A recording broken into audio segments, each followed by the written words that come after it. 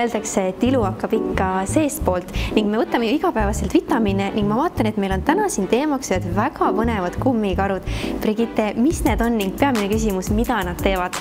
Kõigepealt suur rõõm sind taas näha ja kõiki hooaja vaatajaid. Kui me eelmine kord rääkisime siis sellest, kuidas oma juukseid välispidiselt hooldada, siis tegelikult ilu ja hea enesetunne kõik algab ju alati seestpoolt. Ja me oleme täna siis taas Kehapoes, kes on minu ilu ja tervise haldjad olnud juba mitu aastat. Ja ma olen alati olnud siis see inimene, kes hoolitseb oma juuste välimuse eest väljaspidiselt ja seespidiselt ma olen ka proovinud aastate jooksul väga palju erinevaid vitamiine, aga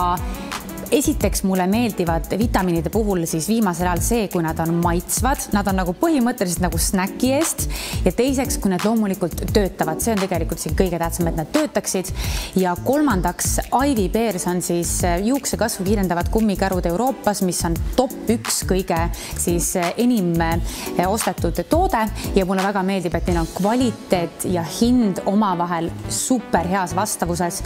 ja kui ma vitamiine söön, siis tavaliselt nii öeldakse ka siis professionaalide poolt, kui ma olen ise aru saanud, et 3 kuu kaupa tasub neid siis osta, et Ivy Bears võtad 2 kummikaru siis päevas, siis mul alati juuksur ütleb, ma pean minema palju kiiremini oma juurt värvima, see on muidugi saladus, ma olen loomulik blond, eks ju, ma ei värvi oma juukseid, aga siis ta alati ütleb, et beebijuuksed on hakanud tulema. Ma arvan, et naistel on vist nüüd juba nutri kosmeetika valdkonnas sellised sõnad nagu biotiin,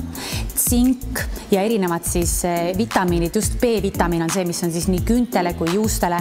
kõige tähtsamad ja just siis Ivy Bears